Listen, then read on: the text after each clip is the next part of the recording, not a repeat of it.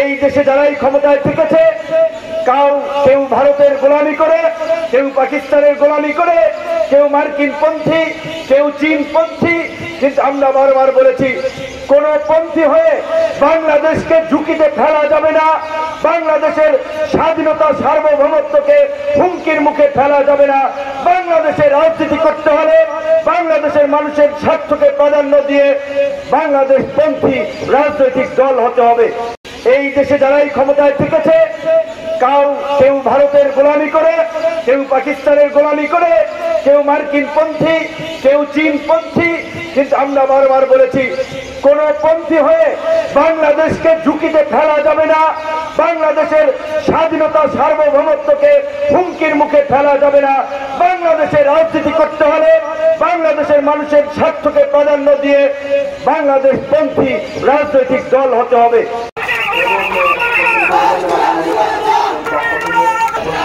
আমরা সকলে তাদেরকে তাদের মাধ্যমে স্বাগতম জানাই। আমি আজকের গণঅধিকার পরিষদের কর্মী সংগঠনের পক্ষ থেকে আন্তরিক বাংলাদেশ ছাত্র অধিকার পরিষদের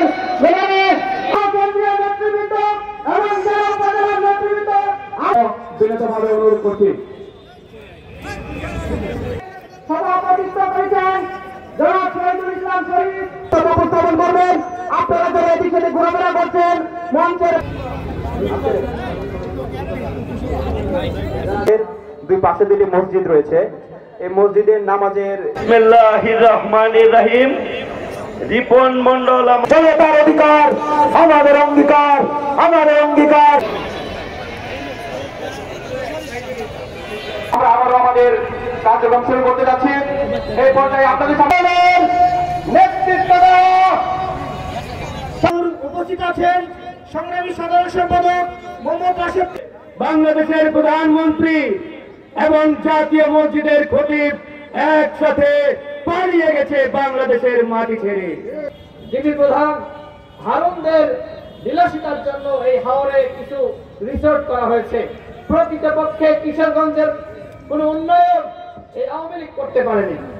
কিশোরগঞ্জে বিশাল উন্নয়ন হয়েছে, কিন্তু উন্নয়নের নামে লুটপাট হয়েছে। রাষ্ট্রপতি দামি রাষ্ট্রপতি আব্দুল হামিদের বিলাসিতার জন্য এবং কুখ্যাত সেই ডিবি প্রধান হারুনদের বিলাসিতার জন্য এই হাওরে কিছু রিসোর্ট করা হয়েছে। প্রকৃতপক্ষে কিশোরগঞ্জের কোন উন্নয়ন এই আওয়ামী লীগ করতে পারেনি। আওয়ামী লীগ কিশোরগঞ্জের জনগণের সাথে যেমনি ভাবে বেইমানি করেছে, উন্নয়নের নামে সারা দেশের জনগণের সাথে তারা বেইমানি করেছে।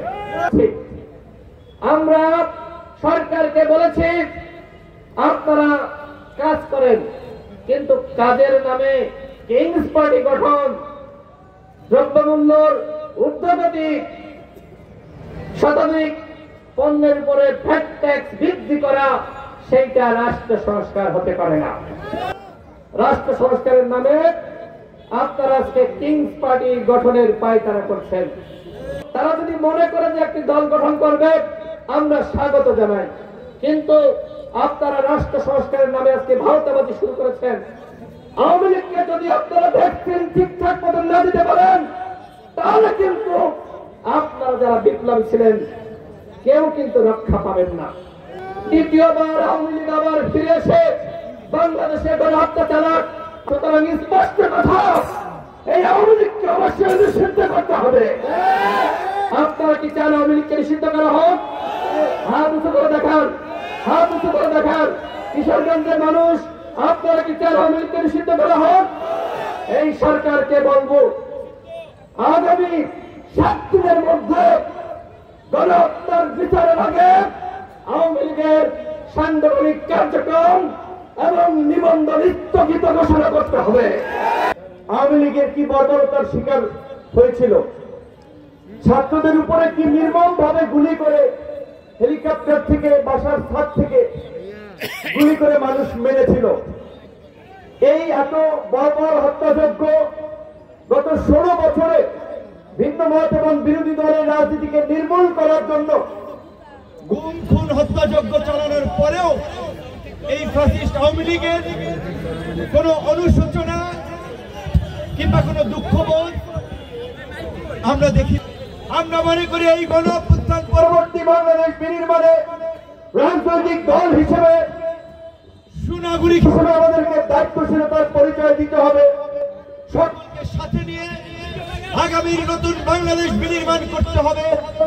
কিন্তু বাংলাদেশের পতিত স্বৈরাচার প্রধানমন্ত্রী শেখ হাসিনা ভারতে বসে ভারতের প্রেসক্রিপশনে এই দেশে অরাজকতা তৈরি করার জন্য আওয়ামী লীগের নেতা কর্মীদেরকে উস্কানি দিচ্ছে, অথচ মূল নেতারা কিন্তু সবাই নিরাপদে দেশ থেকে পালিয়ে গিয়েছে। যারা জনগণের উপর অত্যাচার নির্যাতন চালান নাই, গুম খুন চালান নাই, তাদেরকে বলবো আপনারা জনগণের কাছে ক্ষমা চান, এলাকার মানুষের কাছে ক্ষমা চান, মানুষ আপনাদেরকে ক্ষমা করবে। কিন্তু যারা বিগত 15টি এই 16 বছরে ক্ষমতাকে ধরাকে সরা জ্ঞান মনে করে জনগণের উপরে অত্যাচার নির্যাতন চালিয়েছে, মামলা হামলা দিয়ে এলাকা ছাড়া করেছে, তাদের কোনো ক্ষমা নাই। কর্মী তারা প্রয়োজনে নতুন নামে নতুন ভাবে রাজনীতি করবে, কিন্তু ডাকাত খুনি সন্ত্রাসী আওয়ামী লীগের নামে এই দেশে রাজনীতি করার কোনো জায়গা নাই। বাংলাদেশের 75 পরবর্তী আমরা খুব অল্প সময়ের মধ্যে নানান পাল্টাকু দেখেছি। কাজে বাংলাদেশের এই বর্তমান যে সময়, এই সময়টা খুব বেশি ভালো আবার সময় না। এই সময়ে অস্থিরতা তৈরি করার জন্য, দেশকে অস্থিতিশীল করার জন্য দেশি বিদেশি নানান চক্র এখানে কাজ করছে। সেক্ষেত্রে গণঅভ্যুত্থানের শক্তি সমূহকে ঐক্যবদ্ধ ভাবে আগামীর বাংলাদেশ বিনির্মাণ করার জন্য এইখানে একটা আবার সুষ্ঠু নিরপেক্ষ নির্বাচনের পরিবেশ কায়েম করতে হবে। যারা উৎপাত করবেন, জনগণের বিরুদ্ধে দাঁড়াবেন, গণবিরোধী কর্মকাণ্ড করবেন, আওয়ামী লীগের দিকে কিন্তু তাকান। তার জন্য আমরা চাই এদেশের কৃষক, শ্রমিক, সাধারণ মেহনতি মানুষ তারাও রাজনীতি করুক, রাজনীতিতে নেতৃত্ব দেয়, নির্বাচনে অংশগ্রহণ করে গণমানুষের কথা ওই সংসদে গিয়ে বলুক। আমরা পুরানো রাজনীতির পথে হাঁটতে চাই না। পুরানো এই বাতিল রাজনীতিকে প্রত্যাখ্যান করে আগামীতে নতুন রাজনীতি আমাদেরকে প্রতিষ্ঠিত করতে হবে।